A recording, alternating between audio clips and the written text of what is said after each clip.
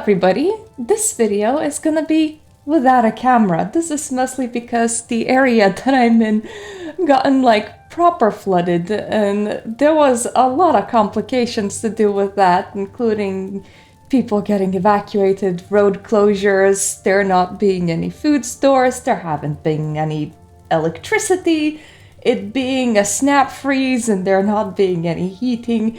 Anyway, I am still seriously recovering from that. That sprung up absolutely out of nowhere, hence why I just wanted to return to normalcy a little bit, and this video was my way of doing that, so please bear with me, and I promise better thought out videos later down the line, when I can think again, hopefully.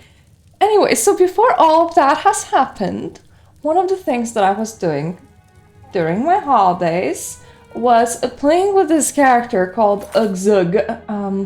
Ugzug is a battle mage, and she is an orc, and I have decided that one of the things that I wanted to do with Ugzug, because I haven't done that in Oblivion in quite a while, was instead of doing quests, I wanted to give myself a goal of buying the house in Cheydinhal and paying for all the furnishings, and as you can see I have accomplished, by crawling through instances. You see, Ugzug is not the kind of character that likes to do a lot of people and talky stuff. In fact, if you look at her stats, her personality is 31, not the kind of person that will go questing.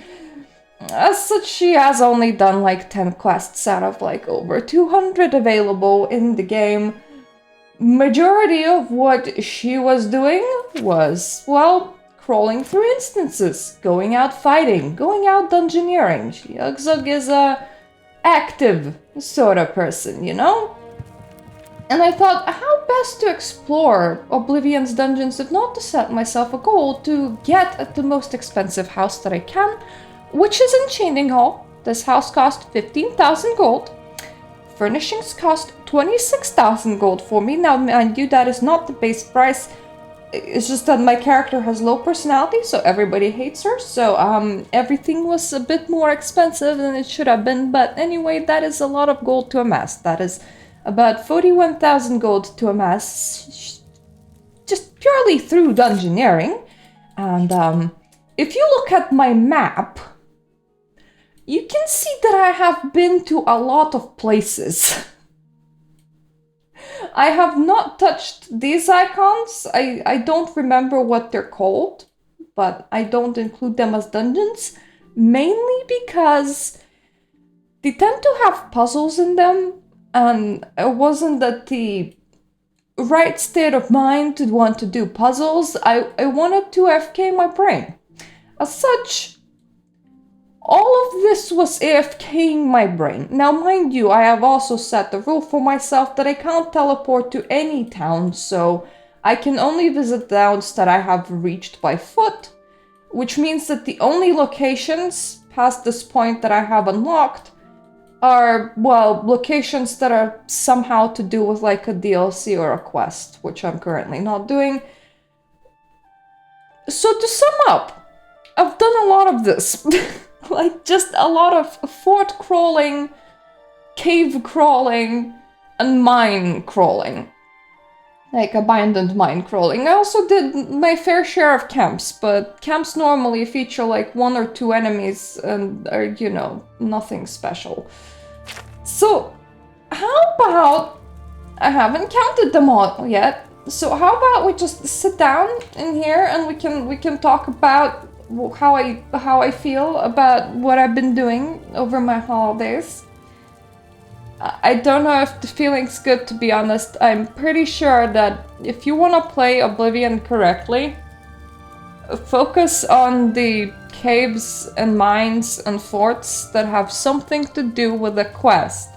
Why would you do that? Well, because you're gonna find some lore in it at that point. There will be notes, there will be books, there will be more interesting items, there will be people that are lore significant enough in order to have names. If you don't do that, what you're gonna find is the same environment over and over again, practically. I mean, it is a different environment, depending it's a mine, it's a cave, or it's a fort. But if you had seen one cave, you had seen 10 caves, you had seen 100 caves. Because they kind of take the cave texture and they, make a new cave out of the cave texture. And if it's not part of a quest, chances are a lot of enemies that are gonna be placed in caves will be scaled to your level, which means that they're gonna be pulling from the enemies available to your level, which means that they're, for the most part, probably will not make any sort of sense. And but you're gonna find inside a cave or a mine or a fort is a random assortment of chests that nobody's gonna have a key to, by the way. That is just, you're gonna just find some locked chests. Who locked it? I don't know. Why is there a locked chest in here? I don't know. But it's definitely there. And you're gonna unlock the chest, and the chances of it being good loot are about the same as the chests in which are not locked to begin with. Which means that oftentimes you will go through the effort of unlocking a hard lock, only to find like 40 gold in it, which definitely does not make it worth it.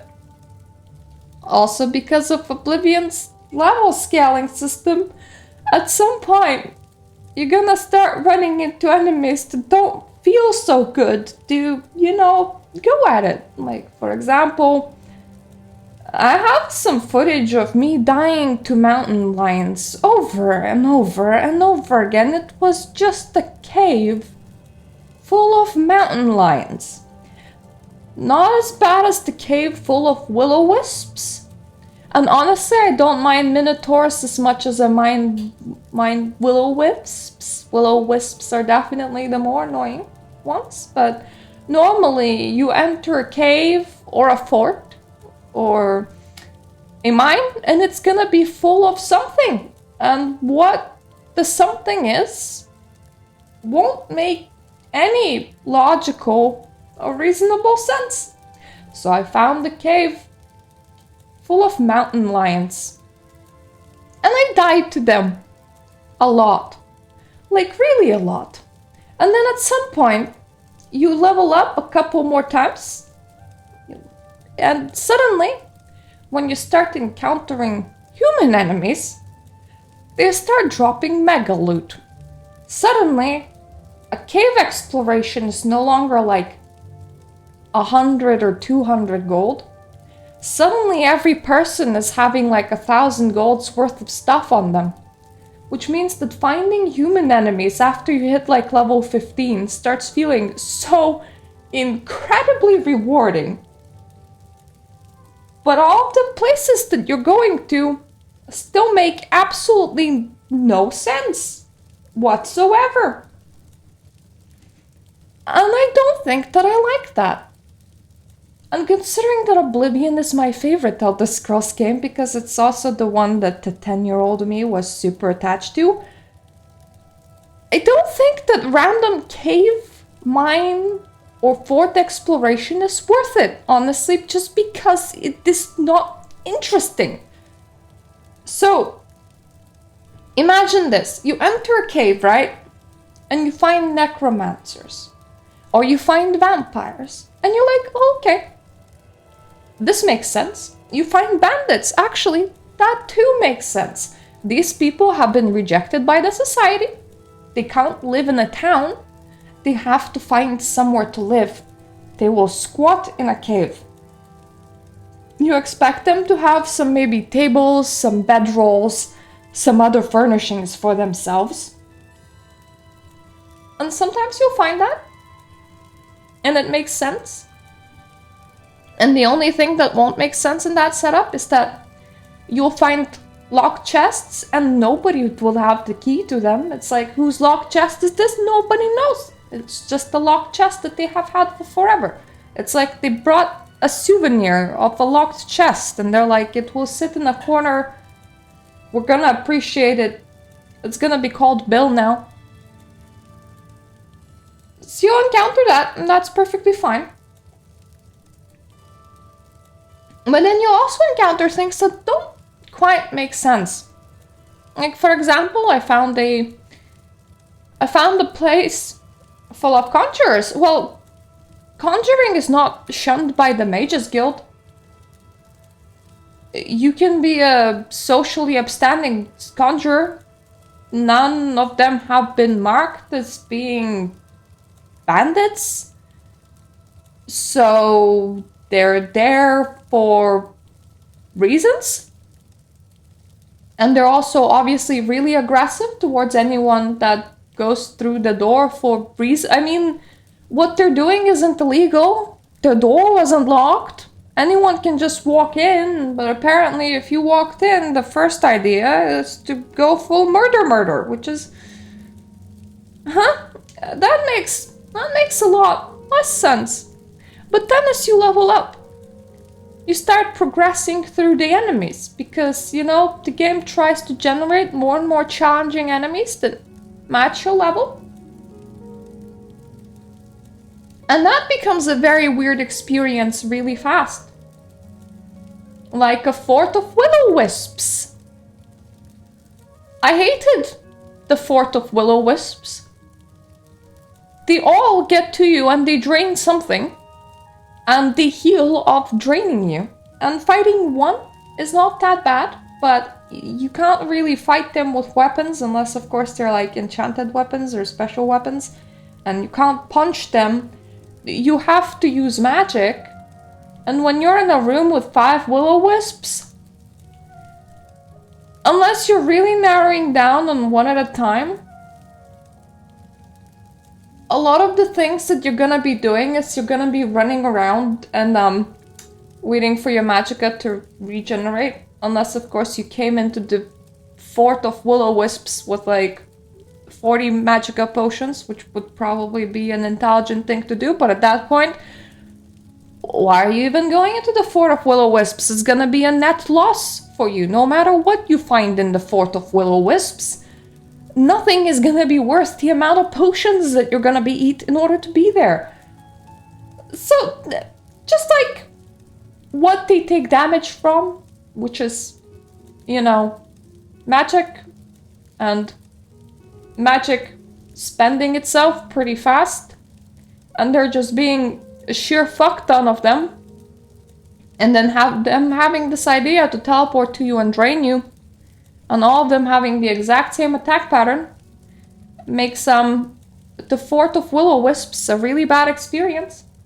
Sometimes a game will generate a cave or a fort or something with like enemies that match your level, but that are very funny because they're very easy, like a cave of trolls or a cave of minotaurs is nothing compared to a fort of will-o-wisps. Just because they take physical damage, they take magical damage, they can be outrun. You can easily kite like a whole fort's worth of minotaurs on your ass. You can't really do that with will-o-wisps. Well, you can, but it's a lot harder. And that's what it's gonna be. It's just gonna be a series of rooms or a series of corridors filled with whatever enemy the game thinks makes the most sense for you to fight at the level that you're at. And random chests. Like, it's not gonna like be lore significant. You're not gonna be able to logic out why are you in this like place? Like, what is the story behind this place? Why is there a cave of mountain lions? Why is there a cave of will-o-wisps? Why is there a fort full of There's not actually gonna be a reason for it. It's just gonna be a space filled with type of enemy that also has locked and unlocked chests. And honestly, unless you're amazing at the unlocking minigame, don't bother unlocking locked chests. They're not worth it. Or get spells to do that. Like, Ugzug is a battle mage. I actually danced around a chest, repeatedly casting the easy open spell on it, even though it was an average chest, until I trained my ability to open chests to 50, and I was able to start using the unlock average chest. So now, if the chest is below hard, I can do it with magic, and I don't have to play the stupid unlock chest minigame that I've spent quite a bit of lockpicks on. But really, not only, you know, unlocking chests isn't really worth it unless you can do it with magic, and I haven't noticed that I would be rolling on any better loot from a locked hard chest than would be from a regular chest. Really, you're gonna have the best experience in Elder Scrolls IV Oblivion if you just go for the caves, the mines, and the forts that are quest significant. They're gonna make so much more sense, okay? They're gonna be like quest appropriate. They're gonna be items that are, you know, part of the quest and part of the set dressing and part of the setting. It's actually why I did those like 11 quests. It's because I started accepting quests that are to do with locked caves and mines, and those were a much more fun experience because they were a designed experience. They weren't a randomized experience. And I realized really that the child me that would be skipping all of those places that had absolutely no lore significance was probably playing the right way. Probably, actually. Maybe. Don't set yourself a goal of generating 40,000 gold by just going into random places in Oblivion that are not quest significant. It's not gonna be that fun. You're just gonna die to a mountain lion repeatedly. And then you're gonna be like, why do the mountain lion be moving so fast? Maybe it is something to do with my frame rate. Let me just download a mod that frame locks me. No, mountain lion just do be moving that fast. That's just how Oblivion level scaling works. And it's not gonna make any logical sense. The location's gonna make absolutely zero logical sense, okay? You're not gonna learn anything interesting from it. And, you're not gonna enrich your gameplay experience. It's really just grinding a whole bunch of enemies in a room, or a series of rooms, with chests that feature random loot in it. I don't think that I liked that design decision, honestly. I think give me like less caves and less mines and less areas to explore, but like maybe hand make them and like put some bits of lore and pieces and give me something interesting to see, because legitimately the only time I found something interesting to see was if the cave, the fort, or the mine had something to do with the quest. Okay? So, to sum up, my thoughts are these. Random quest mine fort generation for Oblivion, which is already inbuilt in Oblivion, it's not a mod, was probably a bad idea. When enemies can be literally anything, because they need to match your level, whatever's gonna be spawned in won't make any sense. And then because you don't know what's gonna be spawned in, you also can't just like place lore meaningful details. You can't just like put little notes or like little books, you can't do little bits of scenery, because you have no idea if the game will spawn a vampire, a will-o-wisp, or a minotaur. And obviously, all of those things wouldn't be using a bedroll and, you know, wouldn't be writing or reading off a piece of paper. So because you don't know that, you don't put in those details, which means that a whole bunch of places that are suited for random enemy generation will just be mostly empty spaces with really random chests and enemies. And that's what you're gonna see, which is not gonna be very exciting. I'm not gonna lie. So maybe don't do what I did. Maybe let's just agree that Oblivion's system for like having a million caves and forts and mines that are not quest significant. It's just, there's a lot of stuff, but it's not very deep, and it doesn't a fun experience make, because it's not really handcraft. There's nothing for you to see there. There's like legitimately no reason for you to be there. Now this game has like over 200 quests, so it's not like quest significant locations are lacking. There's plenty of quest significant locations. They just wanted to add some more. But those extra bits and bobs, they're just not really worth seeing. I'm not gonna lie. So, those were my thoughts. Thank you for listening to me ramble. I will be playing some random footage on top of me just sitting in my house and talking at you, considering that I recorded quite a bit as well. Probably should have disclosed that before I came to the end of the video, but look, it's been a very hard week. Flash flood has been completely unexpected. I think I lived in this location for like 4 years now. This has never happened before.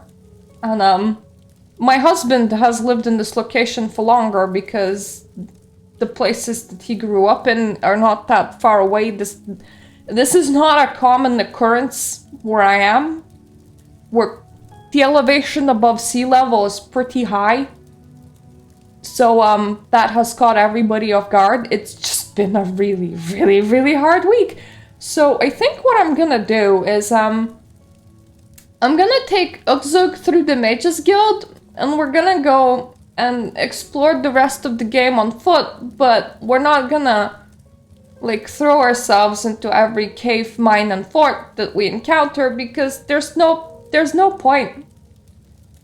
That was absolutely something that I shouldn't have been doing. And if you wonder about how long it took me to do that, let me just check. How many hours do I have played? 25 hours. Buying a house and all the furnishings with gold, like saving up 41,000 gold from purely exploring dungeons, caves, mines, and forts. That took me 25 hours. And I don't recommend the experience. I mean, the base Oblivion is still there. You can enjoy fighting things, but it did not enrich my life whatsoever. I think questing in this game is the way to go. Like, there is a lot of places, they're pretty shallow. You're not missing much by not being in those a lot of places. That's all I'm gonna say. So anyways, thank you for listening to my rant. I think my opinion here would also probably match if I did the same in Skyrim, because they're using very similar settings, and honestly, it's not that different from what they did in Daggerfall either. I feel like Morrowind had a lot of handcrafted places. I don't know where this feeling is coming from. It's just that when I was playing through it, it felt a lot more arranged and lore significant and more interesting to just, if you see a cave, to go head first into the cave. It felt a lot less of that in Oblivion. Like, sure, there are lore significant caves and forts and mines, but They generated a whole bunch more for absolutely no other reason than it's there now and it's content, I guess. So, just gonna be here like saying it's not great content and you don't miss it all that much by not seeing it. It's just there, and it's, yeah, that's all I have to say about it. So anyways, if you like my videos, I do a lot of stuff about gaming and occult. Sometimes those two cross together. If you like this video, please click around, see if you like the rest of my videos. If you find this enjoyable, then, well, please subscribe. I would really appreciate it. I would love to go above 10,000 subscribers. This would be so amazing. It's a very old channel. It lived with me. And I would like for it to continue going. Just the same as I would like me to continue living. So hopefully no more natural disasters is what I'm saying. That would be great. Yeah. And if you would like to support me in any way, shape, or form, have a Patreon. And here are the very nice people that give me $3 a month or more. They're amazing. Thank you all so much. And I hope I'll get to see you all in my other videos. So, thank you for watching. Bye-bye for now.